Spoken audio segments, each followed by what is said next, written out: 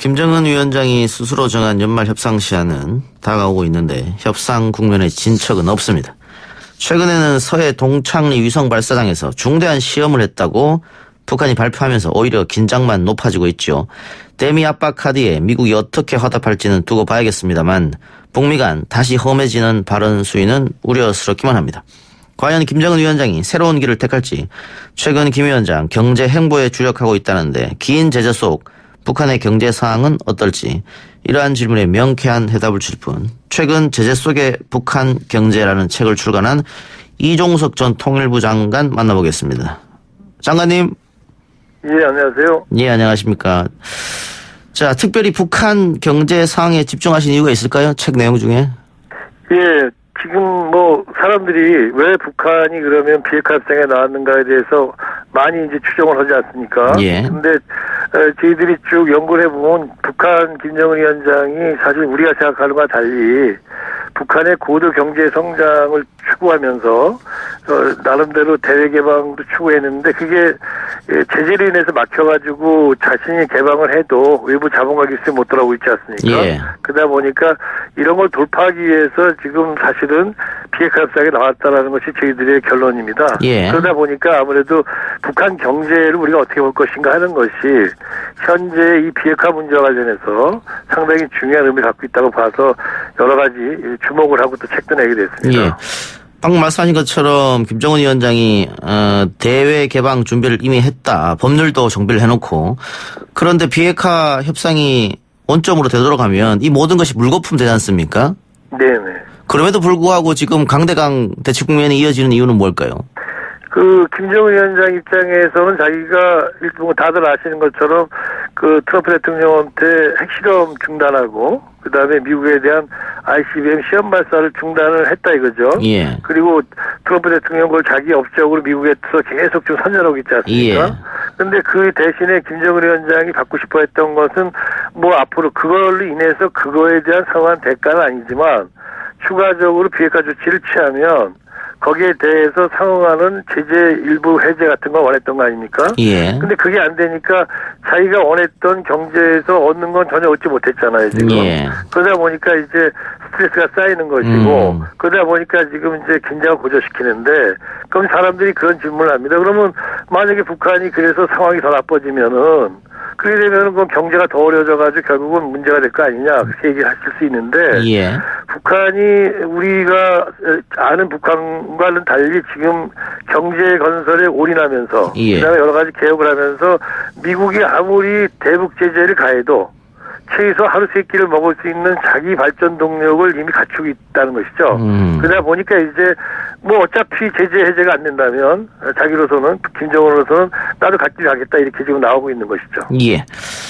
자, 장관님이 쓴 제재 속의 북한 경제 밀어서 잠금 해제 청취자 여러분들께도 선물을 드리겠습니다. 샵 0945번 50원 유료 문자로 문자 보내주시면 추첨을 통해서 3개 이종석 전 장관의 책 선물 보내드리고요. 김정은 위원장이 취임 초 그리고 지금 북한 경제는 어떻게 더 악화됐습니까? 더 좋아졌습니까? 어떻게 봐야 됩니까? 예, 우리나라 한국은행의 통계에 따르면은 플러스 마이너스 하면 이제 제로쯤 되는. 다시 말하면, 나빠진 것도 없고 좋아진 것도 없는 것처럼 이렇게 지금까지 발표가 돼 왔는데요. 예. 김정은 위원장이 지금 7년이 넘지 않았습니까? 이제 집권한 지가. 예. 그때와 지금가 보면은 사실은, 상당한 정도로 경제가 발전했다고 볼 수 있습니다. 물론 아주 낙후한 상태에서 어려운 상태에서 발전이 이루어지고 있기 때문에 아직은 낮은 수준이지만 사실은 상당한 정도의 경제 발전이 이루어지고 있는 건 사실이고요. 다만 최근에 제재가 고강도로 이렇게 가해지면서 예. 그런 경제 발전의 속도가 완전히 둔화된 것이죠. 예. 또 경제 병행 정책에서 경제 증진 정책으로 가겠다 이렇게 이야기했었지 않습니까? 네네, 작년 4월 달입니다. 예. 전략 노선을 아예 바꾼 거죠. 그 새로운 길을 간다고 한다면 결국 다시 핵 경제 병행으로 가는 겁니까? 누구도 거기에 대해서는 추정할 수는 없지만요. 예. 이제 일반적으로 그래도 조금 예단을 해본다면 북한이 현재 지금 그동안 자기들이 국가 자원을 배분하는 방식이 군대 중심이었다. 이것을 이제 인민경제 발전으로 돌리겠다는 것이 이른바 국가전략노선의 전환이고 그것이 작년 4월에 있었지 않습니까? 예. 근데 지금 그걸 갖다가 북한이 새로운 기회를 해가지고 다시 군대 중심의 국가로 나가겠다고 할 것 같지는 않습니다. 다만 이제 미국의 제재로 인해서 자기들이 외부와의 그 어떤 이 자본을 받아들이고 기술을 받아들이는 걸 못하니까 예. 봐라 우리 식으로 자력갱생을 하겠다라고 하면서 경제는 기존의 노선을 계속 가져가는데 문제는 이제 핵 문제에 대해서는 아마 미국과 협상에 대해서 상당히 강한 입장을 취할 가능성이 높죠. 그 자력갱생이란 말이 아버지 때 자력갱생이랑 조금 의미가 다른 겁니까? 단어는 같지만. 예, 자력갱생이라는 것이 본래는 북한이 가지고 있는 현재 이 자원으로 본다면은 노동력도 산업 노동력도 있지만 사실 상당한 정도로 첨단 기술 인력도 갖고 있지 않습니까? 예. 거기다가 지하 자원도 있잖아요. 그러다 보니까 북한은 자립경제를 하기에는 상당히 이제 유리한 구조를 갖고 있는 나라입니다. 예. 근데 이제 문제는 그렇다 하더라도 세계에서 어느 나라도 자력갱생을 할 수는 없는 겁니다. 왜냐하면 자기가 부족한 자본이나 기술이나 또 자원이 있지 않습니까? 그렇겠죠. 그걸 이제 보완을 해서 서로 상통을 해야 되는데 북한이 그걸 전제로 한 자력갱생을 갖다가 과거에는 이제 주장을 했던 겁니다. 김정은 위원장도. 근데 지금 어떤 일이 발생했냐면은 지금 북한이 원해도 석유라든가 그 다음에 제철 산업에 꼭 필요한 코크스탄 같은 기본적인 그런 이 동력 산업에 필요한 자원들이 못 들어오지 않습니까? 거기다 외부로부터 기술도 못 들어오니까 사실은 그런 것들을 자기 갖고 있는 지하 자원으로 만들어내는 것이죠. 예. 그러니까 코크스탄을 대신해서 갈탄하고 무연탄을 합쳐가지고 주체철이라는 걸 만드는 연료를 만든다든가 그러다 보니까 상당히 고비용이고 저효율을 감수하면서도 외부로부터 지금 자원이 못 들어오니까 그걸 해내는 이런 자력갱생입니다. 그러다 보니까 자력갱생이 북한 경제 발전에 초기 국산품을 대체한다든가 또는 지하자원 수출하는 거를 갖다가 1차 가공, 2차 가공 해가지고 자기가 받을 수 있는 그 이익을 높이다든가 이런 건 좋은 거잖아요. 근데 지금 그걸 넘어서가지고 제재로 인해서 외부 세계와 협력을 해야 될 수 있는 자원을 못 받음으로써 그 부분을 갖다가 보충을 하다 보니까 자력갱생에 무리가 생기는 거죠. 무역이 지금 안 되고 있기 때문에 내수만 돌릴 수밖에 없는 상태인데 휴대폰 보급도 꽤 많아졌다 북한에 또 생각보다는 식량량이 크지 않다 이런 얘기도 들립니다만 평양 경제만 좋고 나머지 지역은 엉망이다 이런 분석이 있던데요. 맞습니까? 그건 이렇게 보시면 됩니다. 예를 들어서 휴대폰 숫자 같은 거 있지 않습니까? 휴대폰이 지금 600만 대가 넘었다 그러는데요. 평양 시민이 250만 조금 넘습니다. 그러니까 평양 시민 전부가 휴대폰을 가졌다 하더라도 나머지 300만 대가 넘는 휴대폰은 지방에 있는 거잖아요. 그것처럼 북한에서 현재 경제가 성장하거나 또는 여러 가지 건설붐이라든가 또는 이런 것들이 일어나는 거는 평양에 한정된 것이 아니고 전국적인 현상이라고 볼 수가 있겠습니다. 그럼 김정은 위원장으로서는 결국은 대북 제재를 풀어서 경제 발전을 시키고 싶을 텐데 북한이 실제로 원하는 것 대북 제재와 체제 보장 이 중에 어떤 걸 더 원할까요? 그러니까 많은 분들이 그걸 갖다가 오해를 하시는 것 같아요. 일단은 북한이 말하는 체제 안전보장이란 체제 보장에는 북한의 정치적으로 북한 정권을 갖다가 보장해 줄 나라는 어디도 없습니다. 그건 북한 스스로 하는 거죠. 그렇게 본다면은 미국이 북한으로부터 군사적인 위협을 가하는 걸 갖다가 그걸 하지 말아달라는 것이 이제 체제 안전보장의 하나가 되겠죠. 그렇겠죠. 근데 이제 그런 거라면 북한이 그동안 해온 말이 뭐냐면 미국의 위협에 대항해가지고 미국의 적대 정책에 대항해서 그들이 만들었다는 것이 핵무기 아닙니까?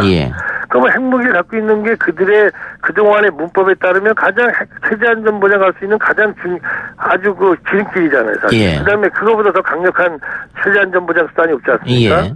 근데 문제는 지금 북한에서 원하는 것은 경제 제재의 해제란 말이죠. 김정은 위원장은 자기가 갖고 있는 여러 가지 인력 자원이라든가 또는 지하 자원이나 이런 걸 갖다가 고려할 때는 외부 자본과 기술과 결합하면은 중국보다 훨씬 더 높은 수준의 그런 빠른 고도 성장을 할 수 있다고 보는 거거든요, 경제적으로. 근데 이게 안 되고 있기 때문에 지금 그걸 하고 싶어서 지금 사실 나오고 있다. 다시 말하면 제재 해제 문제가 지금 본질이라는 거죠, 사실은. 근데 우리가 오해를 합니다. 그걸 갖다가 체제 안전 보장이라고. 알겠습니다. 근데 미국도 김정은 또 북한이 무엇을 원하는지 알고 있지 않습니까? 근데 근데 미국은 해줄 생각이 없는 것 같기도 하고 어떻게 풀릴까요? 지금 현재 트럼프 대통령도 아마 북한한테 북한이 지금 그냥 풀어달라는 건 아니지 않습니까? 예. 자기 자신이 비핵화 조치를 취하면 거기에 상응해서 비핵화 조치, 거기에 제재 해제를 일정하게 그만큼을 해달라는 거잖아요. 예. 근데 이제 미국 입장에서 트럼프 대통령은 그러고 싶을 거예요. 근데 미국의 조야의 생각이라는 거는 북한에 대한 믿음이 없으니까, 북한은 워낙 불신하니까, 북한이 핵을 다 포기하지 않으면 안 된다. 그렇지 않으면 제재 해제를 안 해준다라는 그 완고한 생각에 사로잡혀 있지 않습니까? 예. 이런 것들이 지금 어려움이 있고, 또 하나 어려운 것은 한미연합군사훈련입니다. 예. 한미연합군사훈련은 지금 트럼프 대통령이 김정은 위원장한테 우리가 작년 6월 달에 트럼프 대통령이 기자회견에서 들은 것처럼 약속을 한 거잖아요. 예. 그리고 김정은 위원장 입장에서 한미연합군사훈련은 자기가 지금 군대 수십만 명을 그야말로 경제건설 현장에 돌리고 사회 전체의 분위기를 경제에 올인했지 않습니까? 예. 근데 한미연합군사훈련이 일어나면은 거기에 대응해가지고 군사훈련하고 전투훈련해야 되면은 다시 경제가 다시 망가지잖아요. 예. 그러다 보니까 자기가 사실은 자기 군에 있다 해도 군인들 갖다가 경제건설 현장에 돌릴 때도 걱정 마라. 한미연합군사훈련 중단하겠다. 아마 이렇게 얘기했을 텐데 그게 안 되니까 지금 엄청난 스트레스 받고 있는 겁니다. 그래서 이런 거 한미연합군사훈련 중단하고 그다음에 단계별로 그러면 북한이 비핵화 조치를 취한다면 미국도 그만큼의 상응하는 제재에 완화 조치를 취해달라. 이런 것들이 이제 북한이 사실상 요구하는 거라고 볼 수 있겠습니다. 그리고 결국 12월 기간을 넘기게 되면 올림픽 전으로 다시 돌아가는 겁니까? 핵단추가 누가 더 크냐 그런 얘기도 있었는데. 만약에 지금 아무런 일도 없이 이 상태로 12월을 넘어간다면 어려움이 있을 겁니다. 물론 그랬다고 해서 올림픽 이전으로 완전히 돌아갈지는 누구도 그렇게까지는 얘기하기 어렵지만 그러나 또 누구도 모릅니다. 그래서 그 전에 이제 이 문제를 해결하는 해법을 찾아야 되겠죠. 왕이가 우리나라에 와서 대통령하고 만났거든요. 네. 그리고 또 이번 달에 한중 정상회담이 예정돼 있고 혹시 중국의 역할은 없을까요? 지금 사실은 미국도 이 문제에 대해서 트럼프 정부도 뭔가 풀고 싶어하고 또 북한은 더욱더 그렇게 지금 이제 태도를 보이고 있습니다. 그러면서 서로가 워낙 지금까지 상대했던 거는 적대적인 상대밖에 안 해봤기 때문에 협상이 잘 안 되는 거잖아요. 그러면 중재자가 필요합니다, 여기에. 근데 우리는 이미 북한하고 관계가 안 좋다 보니까 중재가 안 되고 근데 중국이 중재를 할 수 있는 지금 여건이 안 되죠. 왜? 트럼프 대통령이 시진핑 주석이 나서는 일에 대해서는 아주 끔찍하게 싫어하지 않습니까, 지금? 그러다 보니까 사실은 참 우리에게는 좀 안타까운 것은 한반도 이 문제, 북미 비핵화 협상의 이 교착 국면을 풀기 위한 중재 역할을 할 수 있는 한국이나 중국의 지금 여지가 상당히 좁아져 있는 것이 지금 어려움이라고 할 수 있겠습니다. 관광 문제는 어떻습니까? 금강산에 있는 남한 시설을 철거해라 이렇게 얘기하면서 한편으로는 한국에 살고 있는 외국인들을 평양 금강산에 초청했거든요. 그리고 SBS 방송을 통해 영상을 내보냈단 말이죠. 약간 모순되는 상황이기도 한 것 같은데요. 아니 북한이 지금 관광에 대해서 상당히 많이 지금 신경을 쓰고 있습니다. 아시는 것처럼 북한 자연이 국제관광자원으로 손색이 없지 않습니까? 네. 그리고 지금 북한이 대개방을 했는데 유엔 안보리 제재 결의 때문에 자기들이 개방을 해도 다 제재 때문에 다 사실은 외부 자본이 들어올 수가 없습니다. 그러나 관광은 유엔 제재 결의 안에 있지 않지 않습니까? 그러다 보니까 북한이 사실은 관광 산업에 굉장히 주력을 하고 있고 그리고 실제로 김정은 위원장이 지금 주도하는 대경제개발 구역의 여러 군데가 사실은 이제 관광개발 지역과도 연결되어 있습니다. 그러다 보니까 현재 북한은 어쨌든 간에 관광에 상당한 정도로 지금 이제 몰두하고 있다 이렇게 볼 수 있고요. 그렇기 때문에 지난번에 금강산 와서 김정은 위원장 얘기한 것이 대남 메시지도 있지만 한편으로 원산 금강산 지대를 관광지로 다시 일신하는데 자기가 갖고 있는 어떤 계획이 있지 않습니까? 그의 구상을 갖다 나름대로 밝히는 그런 측면도 있었다고 보여집니다. 그러면요. 아까 미국 조야가 반대가 너무 심하다고 말씀해 주셨는데 금강산 개성공단은 유엔 제재에 포함되지 않으니까 이걸 좀 매개로 풀 방법은 없습니까?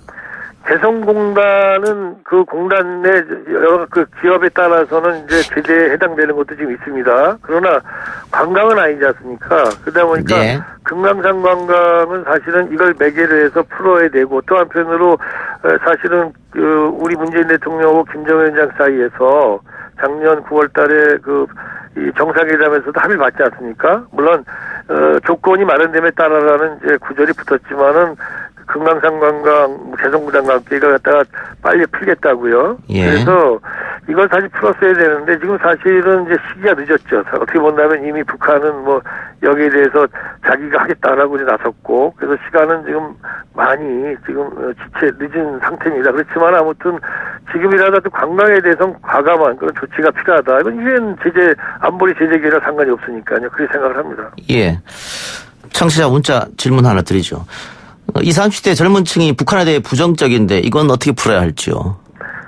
그건 오랫동안 우리가 분단, 그 다음에 남북 대결 속에 살아왔기 때문에 그렇다고 봐요. 그리고 그렇게 부정적인 거에는 상당한 정도는 또 진실을 포함하고 있고요. 그렇지만 또 한편으로는 제가 그 책을 쓴 이유 중에 하나입니다만은 북한이 실제로 지금 어떻게 변화됐는지 우리가 그 변화를 보지 않잖아요. 예. 그러다 보니까 어떻게 보면은 우리가 북한에 대해서 있는 그대로의 북한을 보고자 하는 노력들이 있지 않습니까? 예. 그런 걸 보면 북한이 우리 생각과 달리 이미 상당한 정도로 개방, 다원화 이런 것들을 자기들도 살려니까 추구하고 있단 말이죠. 이런 걸 보다 보면 우리랑 크게 다르지 않는 사람으로서의 북한 사람들을 보게 되겠죠. 이런 노력들이 필요하다고 생각합니다. 예, 한 분 더. 2601님. 우리 정부가 한반도 문제 운전대를 잘 못 잡고 있는 것 같습니다. 외부 세력에 너무 흔들리는 거 아닙니까? 예, 저도 제가 구체적으로 하나하나 말씀드릴 시간 없지만은 그렇게 생각합니다. 우리가 좀 어렵더라도 예. 아니 한반도라는 건 우리가 살고 있는 땅이잖아요. 우리의 예. 생존 터전이기 때문에 다른 모든 한반도 바깥의 것들은 우리가 미국의 정책을 다 따라갈 수 있습니다. 예. 그렇지만 한반도 문제가는 우리가 주인이고 우리 운명이 걸렸기 때문에 예. 우리가 우리 목소리를 있는 대로 내야 되는 것. 이게 바로 지금 우리가 해야 할 일이고 정부도 그렇게 해야 된다고 생각합니다. 예. 알겠습니다. 장관님 오늘 인터뷰 여기까지 드릴게요. 네네. 예. 그 다른 방송이랑 인터뷰 안 하기로 유명한데 고맙습니다. 나와주셔서. 예, 고맙습니다. 예, 감사합니다. 지금까지 이종석 전 통일부 장관이었고요. 문자 2601, 6174, 2661 세 분 책 당첨되셨으니까요. 저희 샵 0945번으로 받을 주소 다시 한번 알려주시기 바랍니다. 1부 순서 마치고 저는 2부 최강동의 코너로 돌아오겠습니다.